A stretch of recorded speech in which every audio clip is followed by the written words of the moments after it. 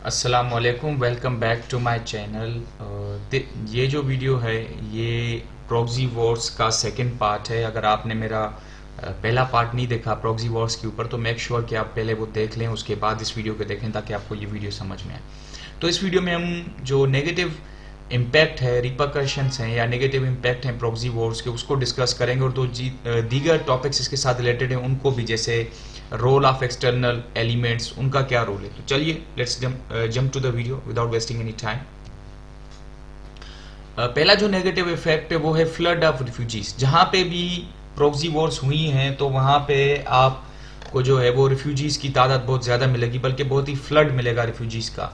और अगर हम United Nations high commissioner for refugees की, अगर ये यूनाइटेड नेशन का विंग है, अगर इसकी हम रिपोर्ट को देखें तो हमें ऐसा पता चलता है कि 18 मिलियन पीपल जो हैं अराउंड द वर्ल्ड वो मतलब डिस्प्लेस हुए हैं और मतलब रिफ्यूजीज की बड़ी तादाद है और उसमें से तकरीबन 26 मिलियन जो है अराउंड वो रिफ्यूजीज हैं। तो डायरेक्टली या इनडायरेक्टली ये जो फ्लड ऑफ रिफ्यूजीज है कहीं पैलेस्टाइन, अफगानिस्तान, इन एरियाज में से, इन कंट्रीज में से, और जहाँ पे प्रॉक्सी वॉर्स हमेशा एक्टिव रही हैं अमेरिका की पहले पास्ट में, उसके बाद फिर अभी भी तकरीबन जैसे पैलेस्टाइन की साइड पे, इन जगहों पे, तो इन वजह से फ्लड ऑफ रिफ्यूजी जो है वो ये एक बुरा ही बड़ा इम्पैक्ट है प्रॉक्सी वॉर्स का। टेररिज्म, पहले मैंने जैसे डिस्कस किया प्रॉक्सी वॉर्स को, तो वहाँ पे अगर हम नोट करें तो टेररिज्म प्रॉक्सी वॉर्स की जो है वो एक बहुत ही बड़ा नेगेटिव इम्पैक्ट है। ईस्ट में अगर आप मिडिल ईस्ट में देखें, हमास हैं या ये क्यों लड़ रहे हैं, फॉर एग्जांपल इसराइल को सपोर्ट कर रहा है अमेरिका और ईरान सपोर्ट कर रहा है दीगर कंट्रीज़ को, तो वहाँ पे प्रॉक्सीज छिड़ी पड़ी हुई हैं, तो वो भी सम सॉर्ट ऑफ प्रॉक्सीज ही बन जाती हैं। और जो वियतनाम वार में गुरिल्लास थे और जो मुजाहिदीन थे अफगानिस्तान में जो मुजाहिदीन बने, तो वो भी क्यों बने, वो कहाँ से आए? उनको पहले अमेरिका ने सपोर्ट किया, तो वो पहले अमेरिका ने उनको अपनी प्रॉक्सीज बनाए, फिर उसके बाद जो है वो क्या हुआ, वो टेररिज्म ख़त्म ही नहीं हो पा रही है आज तक, मतलब चल रही है। तो टेररिज्म भी है जो पाकिस्तान में, फॉर एग्जांपल टेररिज्म, बीएलओ को इंडिया से सपोर्ट, दीगर जो हमारे पास टेररिज्म हो रही है प्रॉक्सीज, तो मतलब फाटा के कुछ जो प्रीवियसली जो फाटा का रीजन है केपीके का, तो वहाँ पे भी जो प्रॉक्सीज कुछ एक्टिव हैं, तो ये टेररिज्म फैल रहा है प्रॉक्सी वॉर से। Violation of human rights, obviously जहाँ पे वॉर होंगी तो वहाँ पे ह्यूमन राइट्स की बड़ी वायलेशन होगी, तो इसको डिस्कस तो नहीं करना। इकोनॉमिक लॉसेस होते हैं जब भी कोई वॉर होती है, प्रॉक्सी हो, कोई भी वॉर हो, तो उसमें इकोनॉमिक लॉसेस बहुत ज़्यादा होते हैं। और मैं यहाँ पे जब सीबीओ की रिपोर्ट को अगर कोट करूँ तो 22.4 ट्रिलियन का अमेरिका को नुकसान हुआ है उस प्रॉक्सी वॉर में। यूएसए को तकरीबन मतलब इतनी उसको कॉस्ट लगी है, तो 2.4 ट्रिलियन बहुत बड़ी। और ये वो है जो अमेरिका की सिर्फ लॉस है, हम इसमें अफगानिस्तान का लॉस इंक्लूड नहीं कर रहे हैं, पाकिस्तान का लॉस इंक्लूड नहीं कर रहे हैं, और दीगर जो कंट्रीज हैं, फॉर एग्जांपल सोवियत यूनियन का, और प्लस में जिन मुल्कों में प्रॉक्सी वॉर्स जो चल रही हैं डिफरेंट, तो वो तो पता नहीं किस अमाउंट में जाएगा। लेकिन अगर सिर्फ अमेरिका को ही हम देख लें, जो फॉरेन एक एक्सटर्नल एलिमेंट है जो कर रहा होता है, मतलब इन्फ्लुएंस कर रहा होता है कंट्रीज को, और मतलब प्रॉक्सी वॉर्स छेड़ रहा होता है, तो उसको देखो आप कितना लॉस हुआ है। अच्छा देखें, इंक्रीज होता है न्यूक्लियर वेपन्स में। ओबियसली जब प्रॉक्सी वॉर्स की वजह से ही कुछ वेपनरीज जो है वो प्रोलिफरेट हुई, इनकी वजह से जो प्रॉक्सी वॉर्स हैं, कंट्रीज इनसिक्योर होना स्टार्ट हो गई। फॉर एग्जांपल अभी भी अगर आप मिडिल ईस्ट में देखें ईरान को, तो ईरान जो है वो न्यूक्लियर वेपन्स एक्वायर करने की कोशिश कर रहा है। वो इसलिए कर रहा है क्योंकि प्रॉक्सी छिड़ी पड़ी हुई है वहाँ पे भी, और उनको भी इनसिक्योर फील हो रहा है, और इन्हीं प्रॉक्सी वॉर्स की वजह से कुछ कंट्रियों ने जो है वो न्यूक्लियर वेपन्स बनाया, तो अभी भी इनको खतरा होता है, तो तभी न्यूक्लियर प्रोलिफरेशन भी जो है ना वो उरूज पे, इसकी वजह से। Violation of international law, obviously Wars होती हैं, कहाँ पे वॉर्स में वॉर के लॉ को फॉलो ही नहीं किया जाता।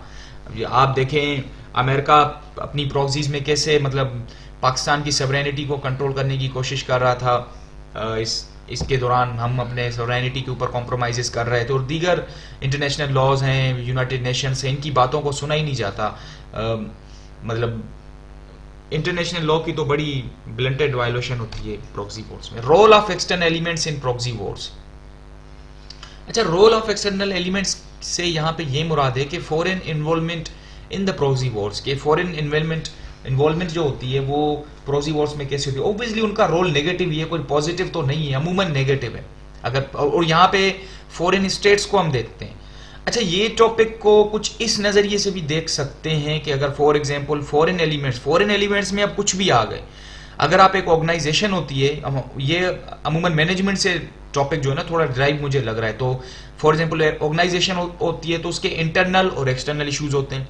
अगर कंट्री होता है भी तो उसके इंटरनल और एक्सटर्नल इश्यूज होते हैं। तो एक्सटर्नल का मतलब ही क्या है? फॉरेन, जो बाहर से हो, जो किसी चीज के अंदर ना हो। तो फॉरेन एलिमेंट्स का अगर हम रोल देखें, अगर स्टेट्स को ले रहे हैं तो ऑब्वियसली वो नेगेटिव है।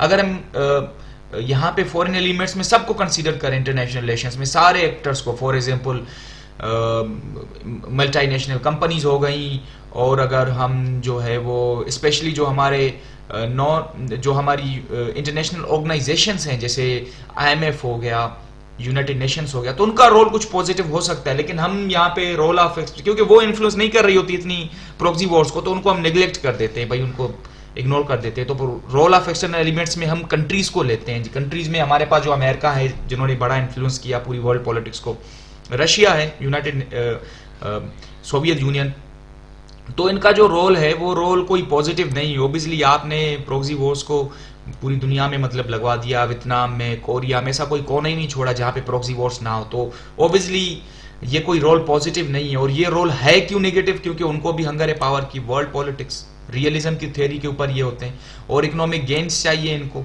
तो इसी वजह से इन चीज़ों को अचीव करने के लिए इनका जो रोल है वो नेगेटिव ही है।